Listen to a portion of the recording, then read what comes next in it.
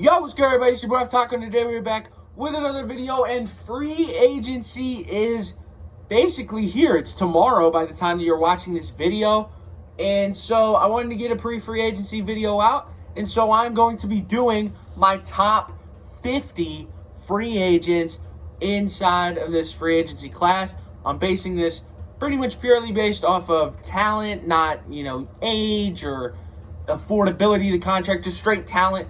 Okay, and I'm recording this on Saturday night, so any of the releasings that happen Sunday morning before this goes out, I won't have, obviously, or extensions. Actually, Ronnie Stanley just got extended, which kind of messes up my list. But, yeah, let's get right into the top 50. At number 50, basically, I really just wanted him on this top 50 list. That's going to be Cooper Rush, the quarterback of the Dallas Cowboys. At the end of the day, Cooper Rush has won when he has gone into games. He's had a decent supporting cast around him, but even with a Dallas team that was not good, he carried them to some wins. He had a very close game against Cincinnati, but he beat teams like Tampa, Carolina, who was decent. He had some good games in there, and I think that he's a guy that can hold you over. Say you have a young quarterback, you're going to want a bridge guy in there if you draft a rookie or somebody like J.J. McCarthy who's in there right now in Minnesota. You're going to want Cooper Rush, all right? That's going to be a cool guy. He's going to be able to go in there, start a little, and make a bit of a positive impact. He's not going to lose a game for you, and so that's why I have him here at number 50. At number 49, it's a very similar story except a very opposite player, and that's Jameis Winston. Jameis Winston can come in, be a mentor for a young quarterback, and, be the same kind of things that we talked about with Cooper Rush, except for the fact that Jameis Winston is going to sling that ball around, okay? He's going to throw picks. He's going to lose you games, but he's also going to win you games. He has that big play upside, which I like more with Jameis. I think that he's actually been a little bit less careless with the ball recently, and I think that that's going to help him. So Jameis Winston at 49. 48 is an 1,000-yard rusher out of Dallas, and that's Rico Dowdle. Rico Dowdle had a really nice year last year. He's a young back. I expect him to improve. And, he kind of came in. Like, Dallas's offense, it was a little sneaky because you lost Dak. CD didn't have the best of years, and Rico Dowdle came in there as kind of the only good back. And he made it work, and I think that he's going to be a decent pickup for whoever he goes to this offseason. At number 47 is J.K. Dobbins. I have him ahead of Rico Dowdle here, and that's because of the season that he had last year. It was his first healthy season in a while, but he really put up some great numbers. He was a great runner in L.A. for a team that runs through their running back. We know how Jim Harbaugh is. He's going to go to a new team. He's going to have some juice. Yes, he's a little bit older, but I think that he's still going to be good. If he stays healthy, he can be a very good running back with his new team. At number 46 is DeMarcus Lawrence. DeMarcus Lawrence has been a very consistently all-right pass rusher for the last, 8-9 years. He had a couple years where he was pretty good, double digits and stuff, but he's kind of just stuck on Dallas, been a pretty decent guy, and teams are going to want that. Teams are going to want decent pass rushers. They can get after the quarterback when they need to and make the big play when they need to, and that's what D-Law can provide.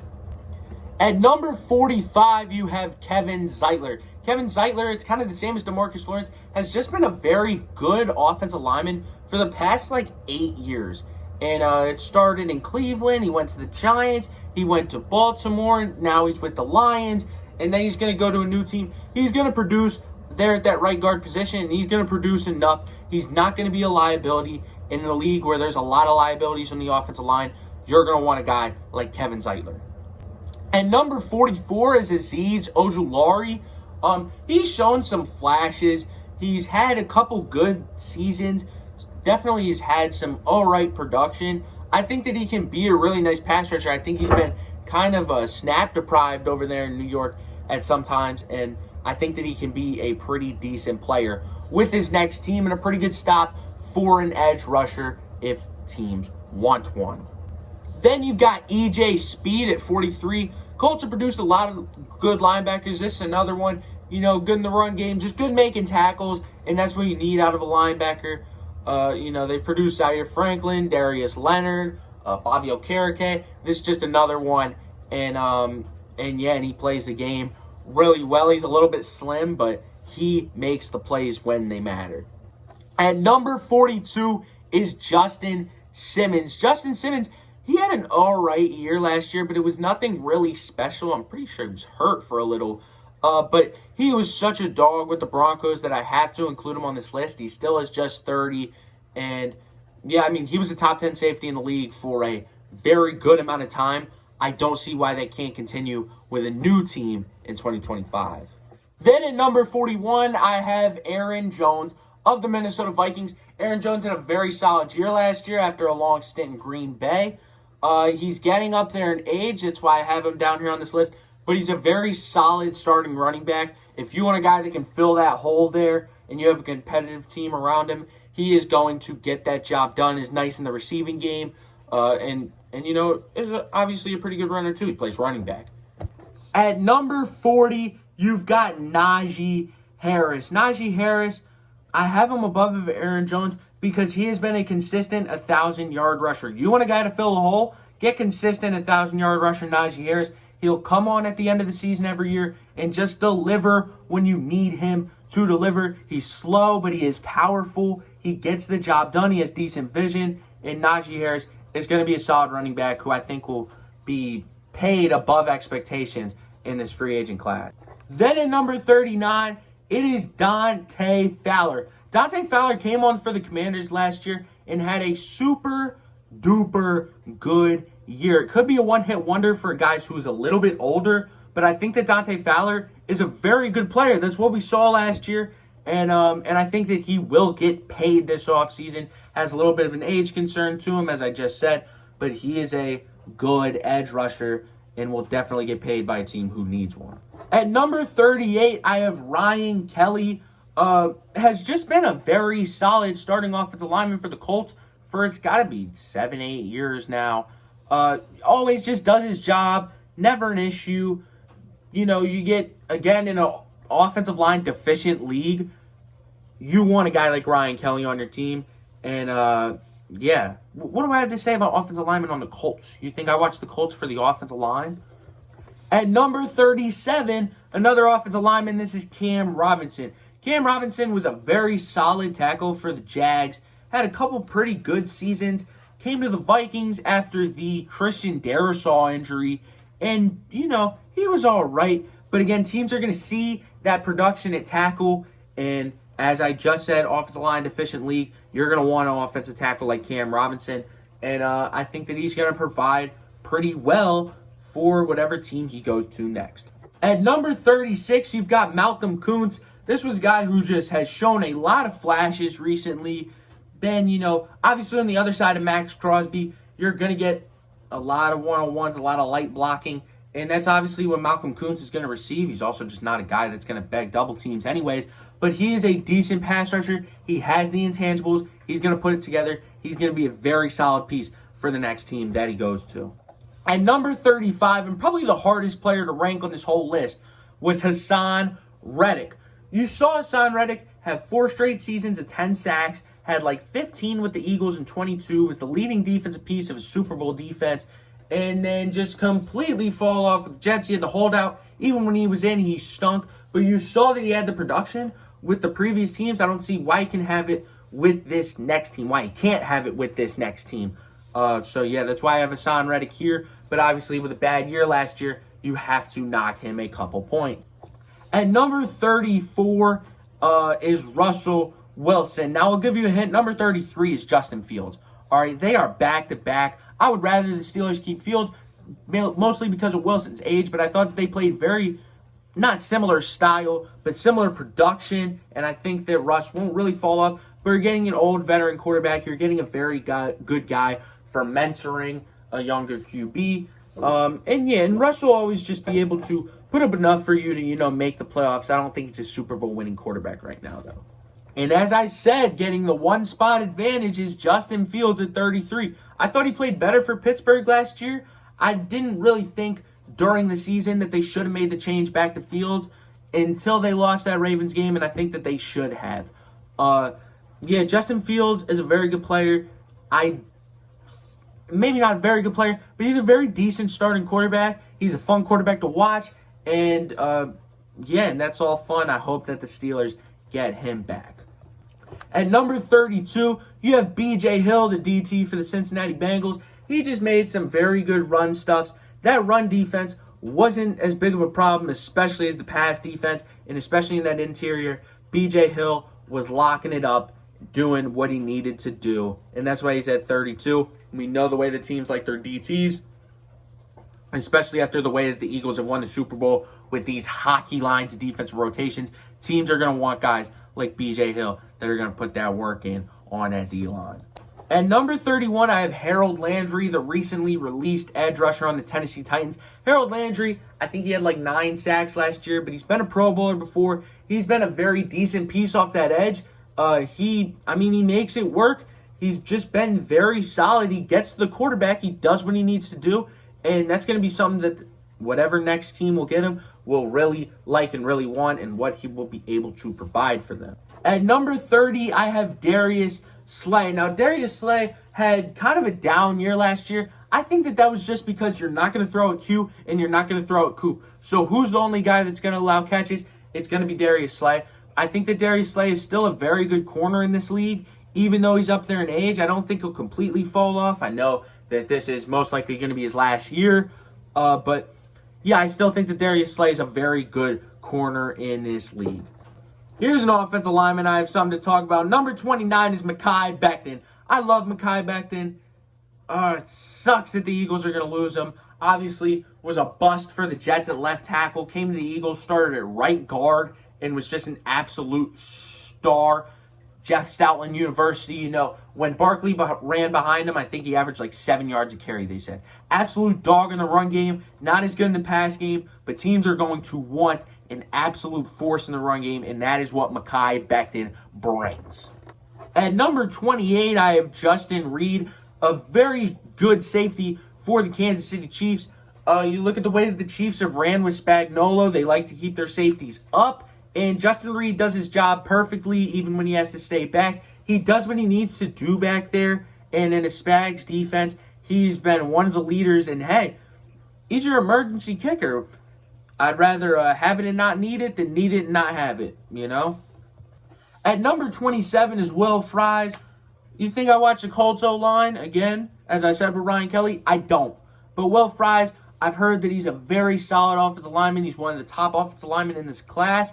From what I know with the Colts, they can run block really well, so I'm guessing he can. And his name is Will Fries. That's cool. Will Fries. Such a good name. At number 26, I have had longtime commander Jonathan Allen. I was kind of surprised that they released him with all the cap space that they have, but they decided to. Jonathan Allen, he's just been a very good piece in the run game, in the pass game. He's been one of the top interior D linemen in the league. He's getting a little older. I could see it dump it down a little bit, but not a lot. I still think that he's a very good player. Jonathan Allen, number 26. Starting off the top half of this list at number 25 is Cam Bynum from the Minnesota Vikings. Cam Bynum makes plays, run game, pass game, whatever. He's a great safety in there. Also, the celebration coordinator, character, positive. That's always something that you want. And Cam Bynum, he does what he needs to do back there at safety at a very high level, number 25. Number 24, one of the top slot corners in the league is Rasul Douglas. And he can play outside a little bit too, but mainly in that slot. Rasul Douglas has been a very solid option for the Buffalo Bills, for the Packers. I wish he was for the Eagles, but we kept trying to have him outside. It kind of didn't work out. But Rasul Douglas has always been very solid in coverage where they need him to play, when they need him to play. He makes plays. Rasul Douglas, number 24. Joey Bosa is number 23, and it's kind of a scary thing because you know that if you get 17 games out of Joey Bosa, you're getting a very solid guy, even though it's hard to even say that now with the amount of injury or with the amount of age and tread that's now on him, but also the injuries. He's had a ton of injuries recently. I know, though, that he can be a top pass rusher in this game when he's still playing. I think that he's been in the wrong scheme. At least that's what I've heard. He's kind of a 4-3 guy in a 3-4. And so, yeah, I think that Joey Bosa can be something let's hope that the injuries don't hold him back with his next team. At number 22, I have Dre Greenlaw. First off, Dre Greenlaw is a jerk, and what you did to Big Dom, I will never forgive you for. Second off, he is probably the best linebacker 2 in the league with the 49ers. When he played last year after that ACL, he looked decent. He looked good enough. I think that he'll be back to full strength, and that is a very good linebacker, which is what he was with the 49ers. And, yeah, that's what he'll be with his next team, sadly. Jerk. At number 21, I have Talanoa Hufanga. Talanoa Hufanga has had one very good year and a bunch of, like, iffiness and injuries and, he's kind of good here. And, look at Talanoa Hufanga make this big play. He's kind of one of these cool big play guys, and I like those. I think that at the safety position, that's a position where you want one of those. And I think that he will be getting a lot of money, still very young, with this next team that he goes to. And that's why I have him up here at number 21. At number 20 is Amari Cooper. We know who Amari Cooper is. Amari Cooper's a stud. With the Bills, wasn't that great when he went to the Bills. But we know what Amari Cooper can be. What Amari Cooper can be is a stud. I don't know if that's age or scheme, because it just happened when he went to a team that, Stephon Diggs just started sucking with at the end of last year too, or at the end of 23, you know what I mean? So, yeah, but I think that Amari Cooper can still definitely be something with his next team. At number 19, I have Trayvon Moehrig of the Las Vegas Raiders. Trayvon Moehrig was best this past year when he started to get moving around a little bit. He had a very good year last year. Had some decent years before that. Wasn't a liability, but wasn't anything special. I think with the next team, in the right scheme especially, he can be a problem at that safety position. A lot of good safeties, a lot of good DBs in this free agency class. We'll get to some of the corners later. But, yeah, and definitely Trayvon Moehrig is one of them. At number 18, I have Asante Samuel Jr. I thought Asante Samuel was like this lockdown guy on the Chargers. Apparently he's not, but he's still a very good corner. When I watched Chargers, he did his job. He made his plays. He was fast. He was physical enough. He made plays on the ball, and he got the football in his hands, especially remember in that playoff game against Jacksonville where they choked that huge lead. Asante Samuel's a difference maker in a corner-deprived league too. As I said with the offensive line, you're going to want a guy like Asante Samuel. At number 17, I have Khalil Mack. And he had like 17 sacks last year. He was a dog. All right. Age. I think age is going to get to him. It feels like it has, and then it feels like it hasn't, and then it feels like, Khalil Mack's only like 31 years old. I don't know. I just have a feeling the age is just not going to be the kindest to him right now. But he is still a dog. What he showed me with the Chargers was dog. And that's what I think a new team has a decent chance of getting for at least a year or two. That's what I'm grading it on. I'm grading it on current talent. At number 16, I have Ernest Jones. Ernest Jones has just been a very good off-ball linebacker. Multiple teams. He went to the Titans for like 4 seconds. Was very good with the Rams. Very good with Seattle. Makes tackles. Makes plays when they're needed. Very good filling his gaps. Doing all the stuff that a linebacker is to do. And in a league where off-ball linebackers aren't very much treated with respect, I think that he will be one that will be treated with some this offseason. At number 15, I have Drew Dalman, the center for the Atlanta Falcons. Again, am I watching the Falcons and watching center Drew Dalman on my Sunday afternoon? No. All right, I'm watching the people that make the fun plays. But Drew Dalman, I've heard he's a very good run blocker, decent enough in the pass game. And in a league where some teams value centers, some teams don't really value the whole interior offensive line, I think that a team that does value center is going to want a stud in Drew Dalman. At number 14 is Carlton Davis. This is a guy who made a ton of plays in Tampa for multiple years, got traded to the Lions really unexpectedly.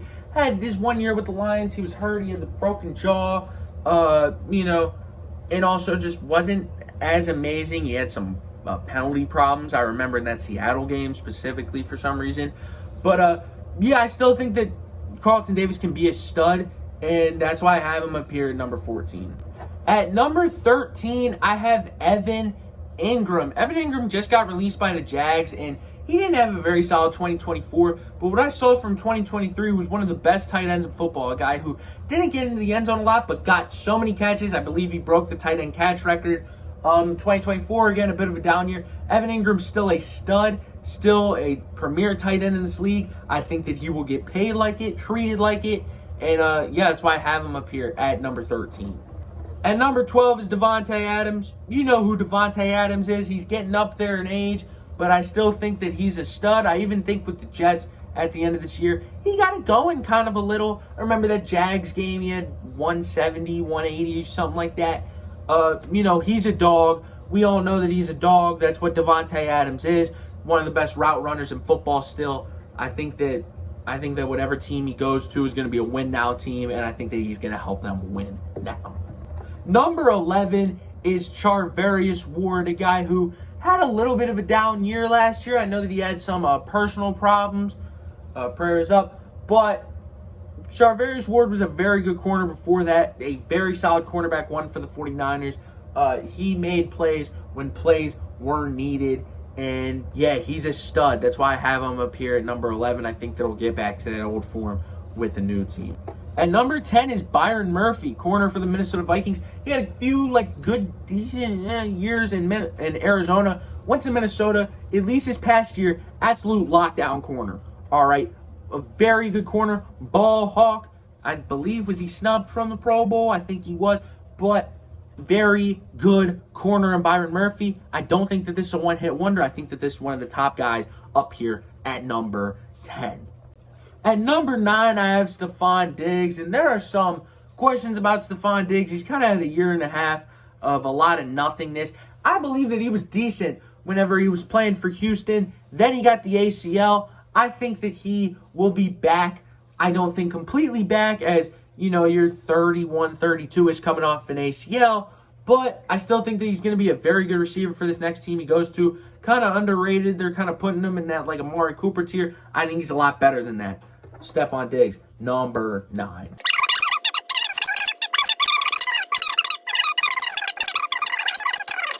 At number 7, I have Sam Darnold. Sam Darnold, he was very, very good. And I kind of said it before the year. I was too scared to rank him higher than 26. I had a feeling, though, like, Darnold never made his team lose. If you watch that quarterback ranking video, he hasn't been in very good situations.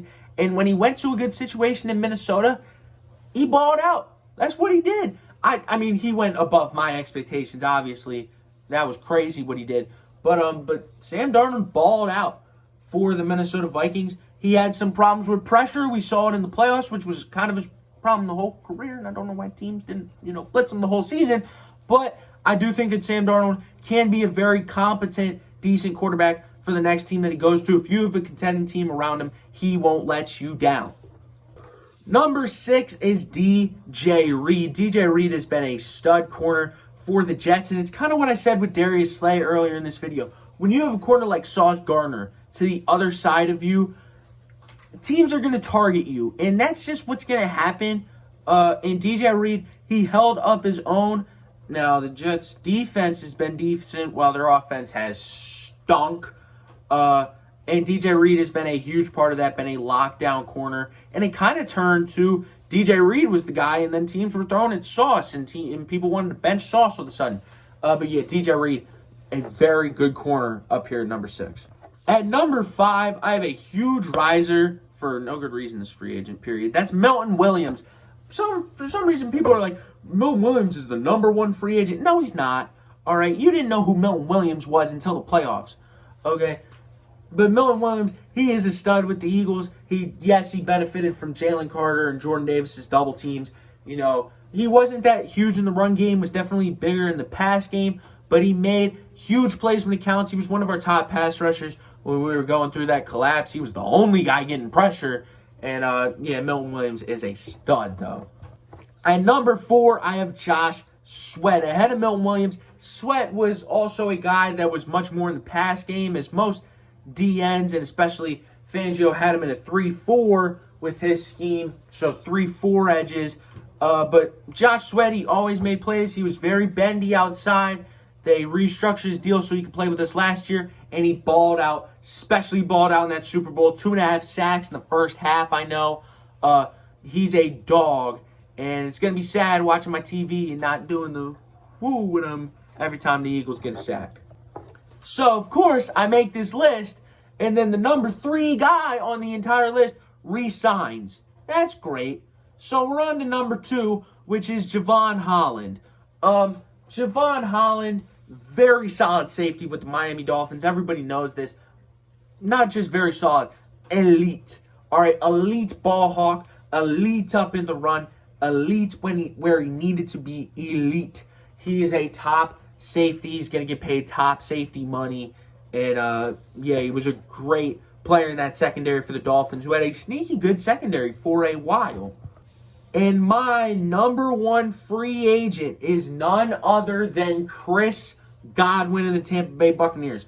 Everybody thinks that Chris Godwin's like sort of old. I saw some video, somebody talking about it. He's 28. I think he'll be 29 by next year. And he was second in receiving yards in the league before he broke his ankle. And that was week 7. That's enough time where, you know, it's close enough. Now, yes, a broken ankle. That's hard. But I believe he had something similar to it, you know, maybe 2 years ago or so. And he recovered from it and played very well. He's a very good receiver. He's going to go to this next team, get a lot of money, get a lot of targets, get a lot of good games. That's going to be it for this video. Hope you guys enjoyed. If you did, make sure you drop a like and subscribe to the channel. And if you can't tell, I'm losing my voice. So, peace.